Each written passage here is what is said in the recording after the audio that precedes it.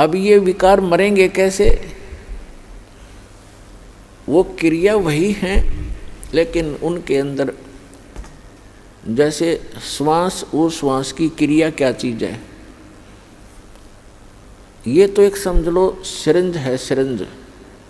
Syringe में औषधि कौन सी जानी चाहिए?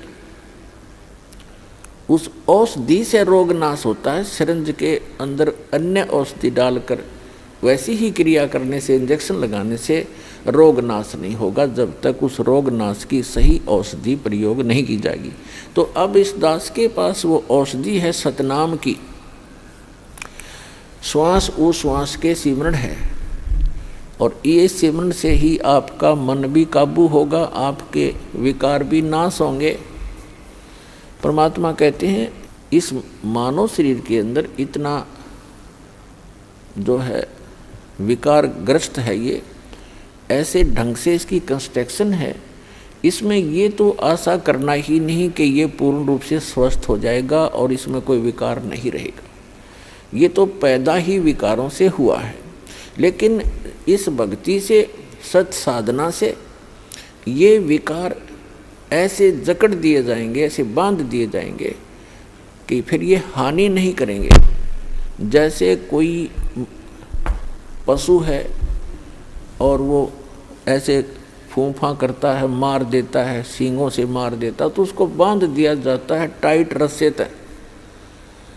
अब वो रस्से से इतना टाइट बांध दिया गया है कि वो हानि नहीं कर सकता, फूंफा कर सकता है, लेकिन उसकी सीमा बना दी। तो परमात्मा की इस भक्ति से, परमात्मा के इस ज्ञान से, सत साधना से इन विकारों को ऐसे बांध दिया जाएगा कि ये मन फूंफा करने की चेष्टा करेगा, लेकिन इस तत्व ज्ञान रूपी रस्सा इसको जकड़ देगा और ये भक्ति की कमाई इसको दबा देगी।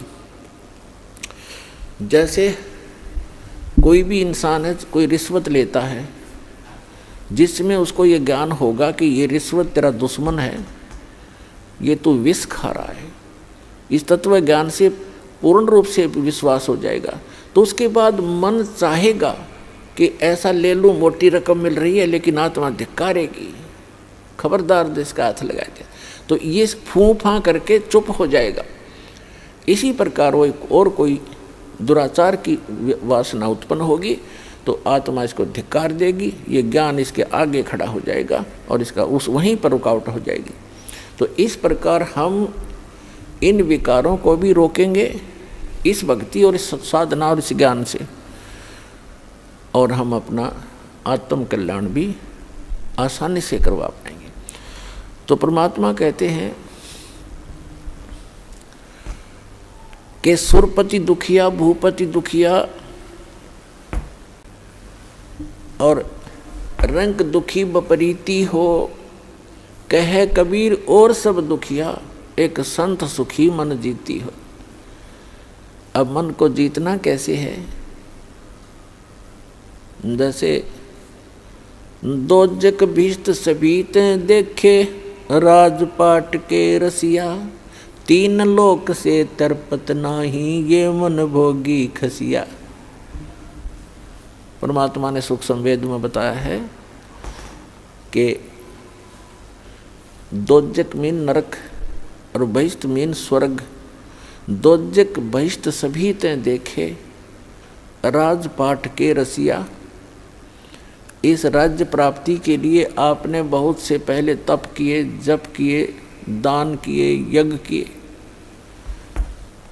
स्वर्ग में गए, स्वर्ग का समय समाप्त करके अपनी पूंजी अक्षीण करके, स्वर्ग क्या है? स्वर्ग इज ए रेस्टोरेंट, जिसमें एक रेस्टोरेंट है जिसमें सब वस्तु आपको अपनी जेब से खरीदनी पड़ेंगी, अपने पल्ले से, अपने पैसे से।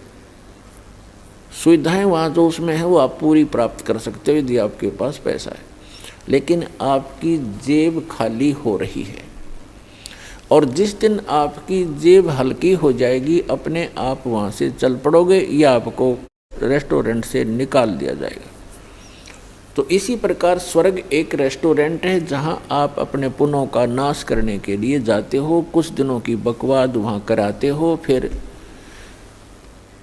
नरक में भी जाते हो अपने किए हुए पाप कर्मों के आधार से। जब तक हमें ये सत साधना प्राप्त नहीं होती, सच्चे इस कबीर भगवान की और ये सतनाम की और सार नाम की, जब तक पूर्ण परमात्मा कबीर जी की सत साधना हमें नहीं मिलती, तब तक हम अपने दोनों कर्म भोगने पड़ते हैं, पुण्य भी और पाप भी। अभी तक आपने विधान सुना होगा कि जैसे कर्म करेगा वैसे फल देगा भगवान। बिल्कुल सही है। आपके जैसे कर्म पूर्व जन्म के हैं उनसे आपकी एक जीवन बन गया, किस्मत बना दी। आपके जो संचित कर्मों में से कुछ पुण्य ले लिए, कुछ पाप ले लिए। उस एवरेज से जिसके पुण्य घने हैं और पाप कम हैं, तो उसके पुण्य उसी रेशों से अधिक जीवन में आपको प्राप्त हैं, और पुण्य भी उसी आधार से और पाप भी उन्हीं की रेशों से।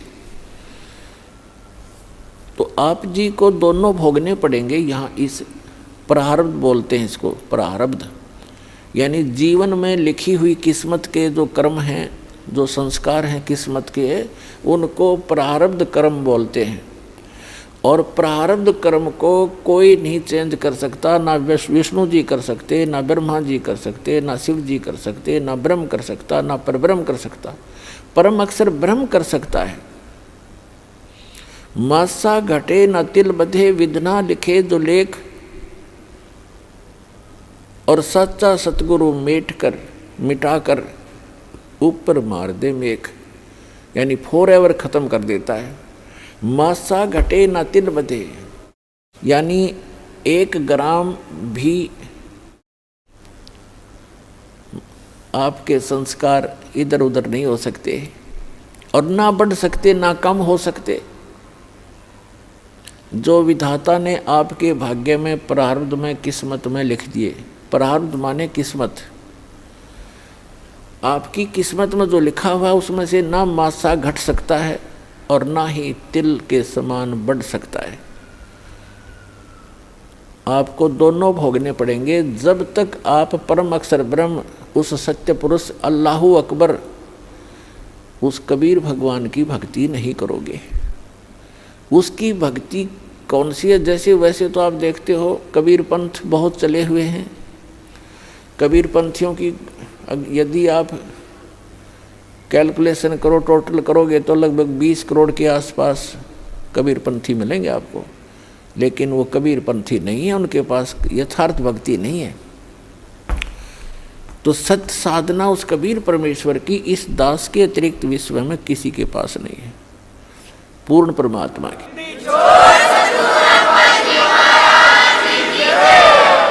और उस सतलोक को प्राप्त करने की, जहाँ जाने के बाद साधक कभी दुखी नहीं होता।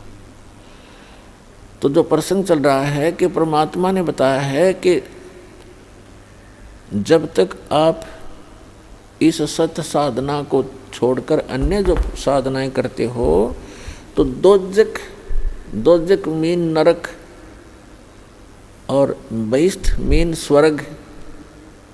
दोजक बहिष्ठ सभी तें देखे राजपाट के रसिया, और 3 लोक से तरपत नाही ये मन भोगी खसिया। है अपनात्मा परमात्मा के इन अनमोल वचनों को हृदय में जचा लो। ये कोई डूम भाट के गीत नहीं, एक परम पिता के बताया हुआ मार्ग है। अब प्रसंग चल रहा है कि दोजक भिष्ट सभी ते देखे राजपाट के रसिया। अन्य साधनाएं करके आप जी ने स्वर्ग भी प्राप्त किया और नरक भी, दोनों भोग लिए। और 3 लोक से तिरपत नाही ये मन भोगी खसिया। 3 लोक भी यदि इस जीव को दे दे, इस मन की फिर भी तृप्ति नहीं है, सेटिस्फैक्शन नहीं है। क्यों नहीं है? क्योंकि आत्मा को ज्ञान नहीं है और मन उस शैतान का एजेंट है, काल का एजेंट है, ब्रह्म का। तो पुण्यात्माओं, 3 लोक से तिरपत नाही ये मन भोगी खसिया। जैसे कोई सरपंच बन जाता है गांव का प्रधान,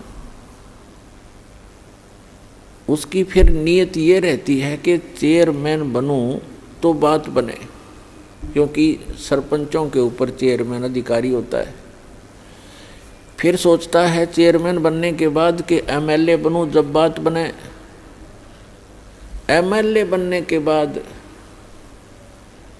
तो फिर उसके मन में एक धारणा बनती है कि एमएलए भी कोई खास बात नहीं, मिनिस्टर बनूं जब बात बने। मिनिस्टर बनने के बाद उसकी टेंडेंसी बन जाती है कि मुख्यमंत्री बनूं जब हाथ में कमांड आवे, न तो कोई मज़ा नहीं आया। अब मुख्यमंत्री बनने के बाद उसको संतुष्टि नहीं होती, वो सोचता प्रधानमंत्री बनूं जब जी में जी आवे, जब आनंद हो, ओवरऑल कंट्रोलर बनूं। जो मनुष्य जीवन का काम था वो तो स्टार्ट भी नहीं किया। ऐसी सोच करते करते मृत्यु हो जाती है और फिर वो प्राइम मिनिस्टर बनने की आशा रखने वाला गधा मिनिस्टर बना खड़ा है, वो गधा बन गया। तो पुण्यात्माओं, सौभाग्य आपका, आप जी को ये वचन सुनने को मिल रहे हैं, क्योंकि ये वचन परमात्मा के बताए हुए हैं कि कबीर हरि के नाम बिना राजा रसब हो और माटी लदे कुम्हार के घास न डाले कोई। स्वर्ग का राजा इंद्र या पृथ्वी का राजा भी क्यों ना हो, यदि भक्ति नहीं करता भगवान की, उस पूर्ण परमात्मा की, वो खच्चर बनेगा, खच्चर। तो पुण्यात्मा, तो ये ज्ञान परमात्मा ने आके दिया है, इस पर आपने जोर देना पड़ेगा, यह सत्य है। और अन्य साधनाएं जैसे दास बहुत बार बताता है कि जो पूर्व जन्म के प्रारब्ध में, यानी पूर्व संस्कारों से बनी किस्मत, उसको प्रारब्ध कहते हैं। आपकी किस्मत में आपके पुण्य अधिक हैं तो आपको पुण्यों के आधार से परमात्मा सभी सुख सुविधाएं देता ही रहेगा।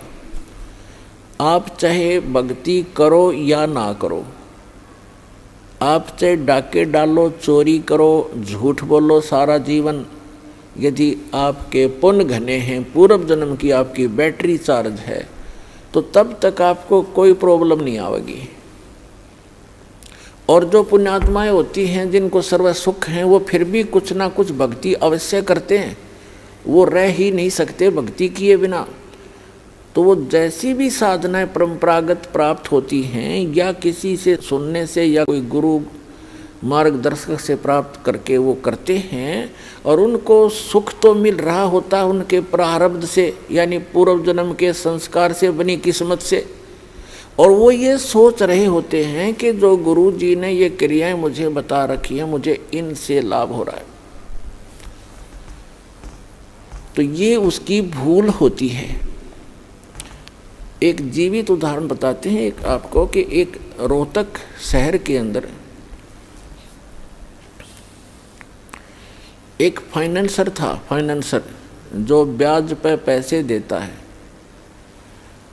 तो इस दास ने प्रारंभ में जब ये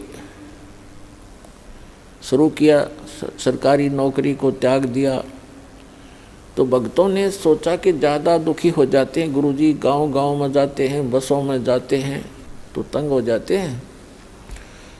एक जीप की व्यवस्था की, उसके लिए फाइनेंस करवाया उस फाइनेंसर से। वहाँ आने जाने लगे, बैठने लगे, स्वभाव ठीक था। हमारे भक्तों ने उनको समझाने की चेष्टा की, उसके पिताजी को भी कहा, वो भी वहीं बैठता था उसी ऑफिस में। तो उसके पिताजी से कहा कि आप ये ज्ञान समझो, हमारे गुरु जी ऐसे भक्ति बताते हैं, आप ये भक्ति करो। तो वो उनके पिताजी कहने लगे कि भाई आज मेरे घर में जो सुख है शायद किसी को होगा, और मैंने गुरु भी बना रखा है, और हम श्री राम, श्री कृष्ण और श्री शंकर भगवान, श्री विष्णु भगवान और दुर्गा माता आदि की पूजा करते हैं। अरे इन्होंने हमारे सारे ठाठ कर रखे। वो प्रॉपर्टी डीलर का काम भी करता था, फाइनेंसर का भी काम करता था, खूब बढ़िया काम चल रहा था, अच्छी कोठी बना रखी थी। उसी का एक भाई जज लगा हुआ था, जज, और उसकी पत्नी भी जज लगी हुई थी। तो वो बुजुर्ग कहता है, उनका पिताजी कह रहे हैं कि आज मेरे घर में जो सुख है शायद ही किसी को होगा। सारी बताई कि एक बेटा तो ये बहुत पैसे कमाता है, हम इसी ने सुख मान रहे हैं। एक बेटा जज लग गया है और बेटे की पत्नी भी जज। तो ठीक है, हमारे भक्त के बोल रहे हैं, इस ताक वो सुनने को तैयार भी नहीं, तो चुप करके आ गए। उसने 2-3 महीने के बाद क्या किया कि एक अपने धर्म गुरु से धार्मिक अनुष्ठान घर पर करवाया।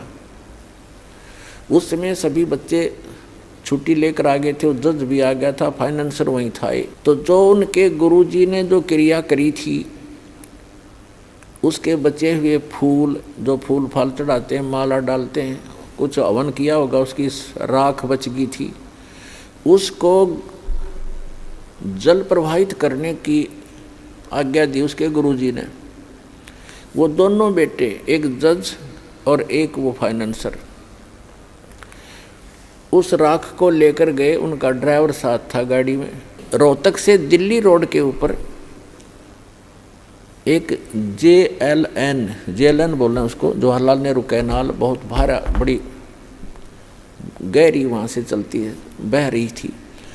उस पे जाके उन दोनों ने पटड़ी पर गाड़ी चढ़ाई। ड्राइवर ने गाड़ी रोकी, दोनों उतर के उन्होंने वो जो भी थैला सामग्री थी वो ऐसे खाली कर दी जल में। वो जल में नहीं गई, उस कैनाल के उस नहर की पटड़ी ज़्यादा टेढ़ी थी ऐसे, तो वो ऐसे गिर गई ऊपर ने। तो उन्होंने, एक भाई ने हाथ पकड़ लिया, एक कहने लगा मेरा हाथ पकड़, मैं नीचे जाके इनको जल में सरका देता हूँ, बहा देता हूँ। तो एक का ऊपर हाथ पकड़े था, वो नीचे जा रहा था भारी, तो वो नीचे वाला भी तगड़ा था, तो उसका पैर रिपट गया क्योंकि काई लगी हुई थी। और साथ में उसका भाई हाथ पकड़ रहा था, वो भी साथ आ गया क्योंकि उसने और मजबूती से पकड़ा। जब गिरने लगा तो वो भी नीचे गिर गया। दोनों उस नहर में गिर कर डूब कर मर गए। तीसरे दिन लाश पाई उनकी। पुण्यात्माओं, परमात्मा कहते हैं कि झूठे सुख को सुख कहे ये मान रहा मनमोद, ये सकल चबीना काल का कुछ मुख में कुछ गोद। आज उस बूढ़े के घर में जो कहर था शायद किसी के घर में होगा, जहाँ वो ये सोच रहा था कि जो सुख आज मुझे शायद किसी को होगा। जब तक हम उस परम पिता की शरण ग्रहण नहीं करेंगे और जो साधनाएं हम करते हैं उससे हम मान बैठे हैं कि ये साधना से मुझे लाभ हो रहा है, कहाँ गई उसकी साधना? वो कहर टूट गया उस घर पे। तो पुण्यात्माओं, इसका समाधान केवल एकमात्र कबीर परमात्मा है और उसकी ये सच साधना जो दास के पास है। इसके अतिरिक्त कोई कबीर साहब का नाम लेकर के अगर आपको कोई जंतर मंत्र बताता है तो व्यर्थ है, यूजलेस है। और ये मंत्र जो दास आपको देता है ये है वो कारगर मंत्र। और इन मंत्रों को, इस साधना को यदि इस दास से प्राप्त करके कोई नीच व्यक्ति स्वयं बनकर संत इनको आगे दान करता है तो वो भी महा दुश्मन है इस मानव समाज का, क्योंकि वो अधिकारी नहीं है। अधिकारी के बिना ये मर्यादा इस भगवान की, अधिकारी के बगैर ये मार्ग चलेगा नहीं। आप सुन रहे थे जगत गुरु तत्वदर्शी संत रामपाल जी महाराज जी के मंगल प्रवचन। अधिक जानकारी के लिए विजिट कीजिए हमारी वेबसाइट www.jagatgururampalji.org। संत रामपाल जी महाराज जी के शुभ आशीर्वाद से पूरे विश्व भर में 500 से भी ज्यादा नाम दीक्षा केंद्र हैं, जिन पर संत रामपाल जी महाराज जी द्वारा ऑनलाइन निशुल्क नाम दीक्षा दी जा रही है। अपने नजदीकी नाम दीक्षा केंद्र का पता करने के लिए संपर्क करें 8222880541।